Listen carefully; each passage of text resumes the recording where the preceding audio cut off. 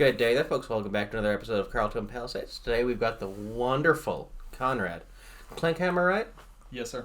Wonderful name, actually. God, sounds like a freaking king's Good name. German name, yeah. Oh, yeah. Strong German, but not like the weird German.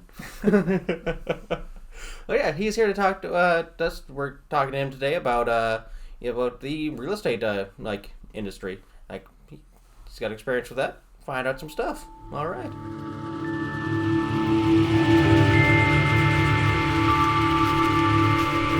Yeah, real estate is kind of a crazy game. I've been kind of an asset developer for years and years. I found myself building a house about 7 years ago. That's quite a story, probably not one we have time for today, but after doing all that and building some businesses, I decided to get into the real estate game. Nice.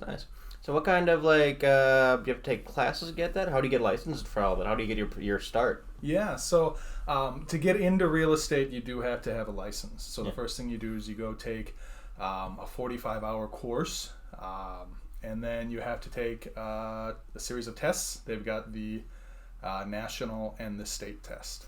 Oh, nice. So once you're licensed, are you able to work in all 50 states then, or is it kind of like No. So it's state by state. Okay. So in North Dakota, it has reciprocity with Minnesota, so Yeah. you can do those two states, but pretty much just those two. Nice. So, and the license itself is just the first step. That's what allows you legally to facilitate or be a part of a real estate transaction that doesn't involve you. So there's all kinds of legal requirements, and then on top of that, you need to get into the MLS system. You need to join a brokerage, things like that to get into it. Nice. So MLS system, what does that stand for? Yeah, multiple listing service. Okay. So in every market, there's going to be an MLS. So the MLS that we're part of is the Fargo Moorhead MLS, and that Fargo Moorhead, the greater area. Detroit Lakes has its own. You go outside of town. So we go. We'll go a good ways. I think we'll go as far as Mayville. But if you go out to Grand Forks, that has its own MLS. Okay. So, so you've got to get your license. You have to join a brokerage. So when you first start, you only get what they call a salesperson's license, and then you have to join a brokerage, which is headed by somebody with a broker's license. And then you join the MLS, and then you can help people buy and sell real estate. Oh, nice.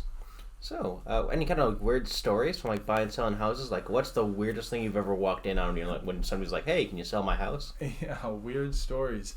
Well, honestly, I can't think of anything too crazy off the top of my head as far as stories directly from there. Real estate itself, nothing's really the same ever twice. Yeah. So it's just kind of a weird industry altogether. You do run into all different kinds of types. A lot of people who say they want to buy houses and will tell you they just won the lottery, or will tell you that'd be fun. or that they've got mommy and daddy are footing the bill, and they'll drag you all over town, looking at houses or signing contracts. So it can be interesting because every transaction is different. So a lot of crazy deals out there. Nice. So you said you have an open house later today. How's that kind of work? I guess I am not in the market to buy a house anytime soon, so I haven't really been to one. Yeah. But I've seen just a couple random shows like Santa Clarita Diet, where both the main characters are real estate agents. I love that show. I know. I was so sad when it was canceled. So when you go to when you're putting in an open house, it's just anybody kind of walks in. You just kind of go to try to smooze them, hey, do you want to have this? Or gosh, and real estate is such a strange industry these days. So something's kind of happened since the digital revolution, where your realtor used to be somebody who just had the information. You don't have any information. Yeah. So you need to go find somebody who can gather that information together. Well, in the year 2020, most of that information is out there. People can see the house online. People can get in and do virtual tours. Things like that.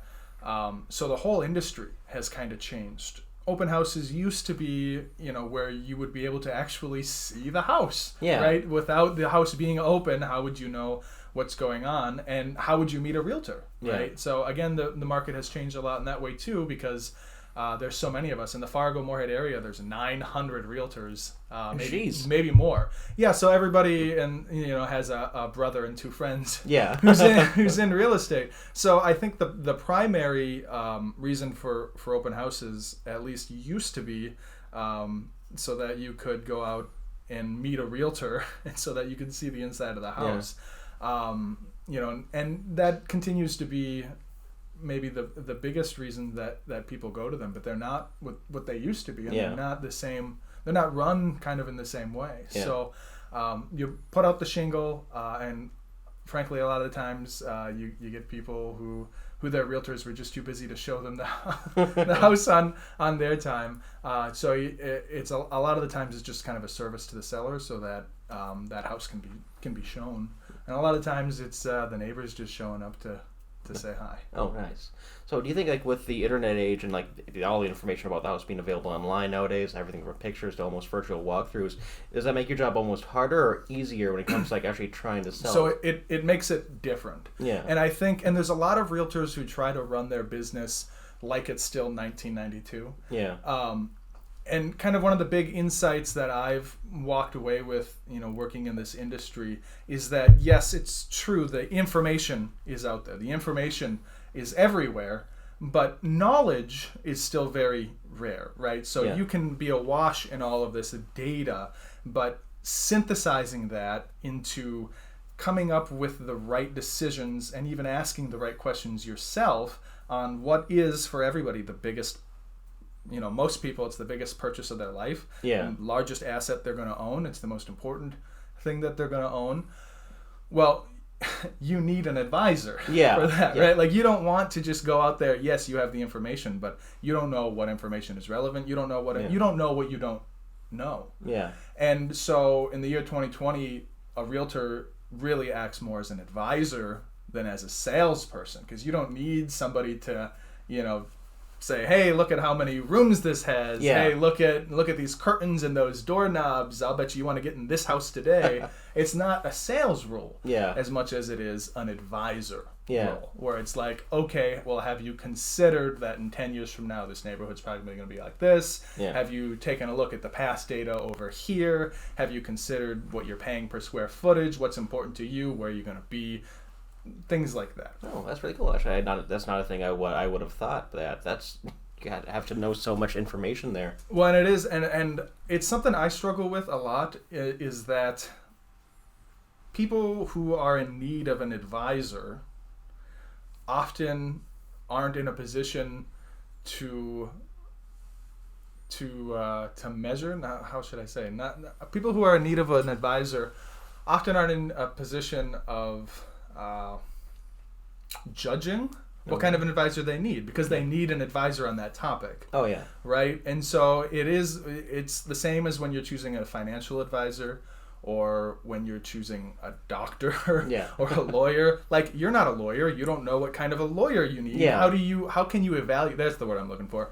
Like, people who are in need of an advisor, because they need an advisor, aren't in a position to evaluate what kind of an advisor they need. Yeah. Right? Like, if you don't know the law, how do you know if you're picking a good lawyer? If you don't know, and so, and a lot of times in real estate, people just end up going with whoever they like. Yeah. the most, which has its own challenges. Oh yeah. In that industry. Because you can like somebody a lot, they might be a great person, but they might just be terrible at what they do, which I'm sure.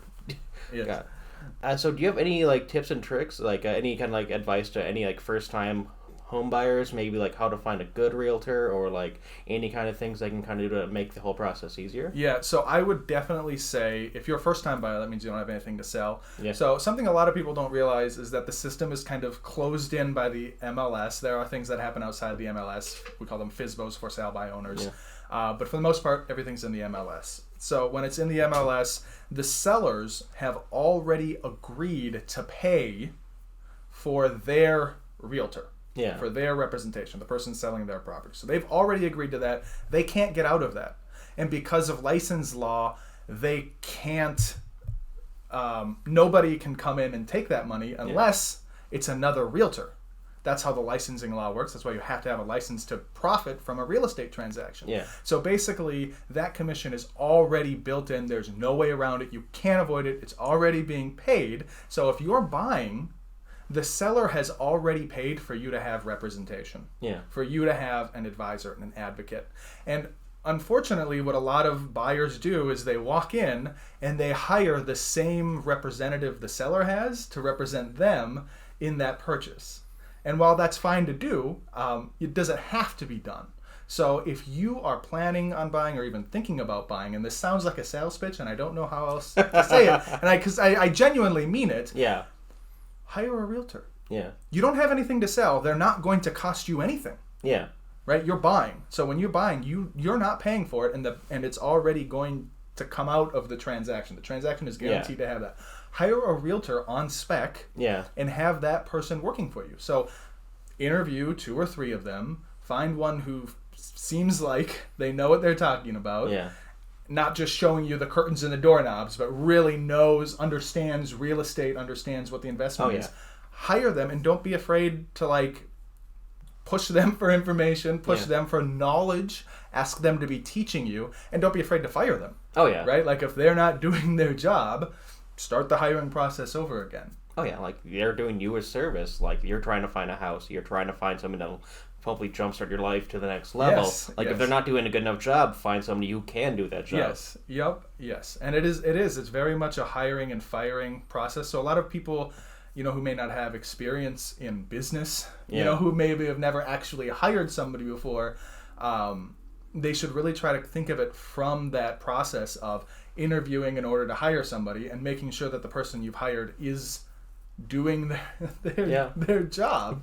And of course I feel like I do that job. So I try to do a very good job, and I would recommend any of my clients, if they don't feel like I'm doing the job, to either let me know or go find somebody else. I'm not worried about the competition in that sense. So again, as somebody who's never not in the position to buy a house in the moment, it's really nice learning about your industry. Like I've known a couple people who've they've both moved out of state, who've kind of gone into real estate. They really seem to like their jobs quite a bit. Seems like a really fascinating industry. Like it seems awesome. Well, yeah, Conrad, anything else you want to add on before we head out? Well, just my open house today is at 2901 11th Street South. I don't think that this isn't live, so you're not going to be able to get there in time, but if you would like to see the house, you can give me a call at 701-388-9420, or you can find me at ConradFargo.com. Pretty simple, so it'll be right at the bottom of the screen, I guess. I'm pointing here, ConradFargo.com. Nice. Awesome. Nice having you, Conrad. Conrad. Thank you. To sing all over the earth, share the songs that make me whole. When I'm free, I wait to gather my pieces till I'm free. And I hope that I'll discover the real me. Yes, I hope that I'll discover the real me. That I'll discover that when I'm free, I'll wait to gather my pieces till I'm free.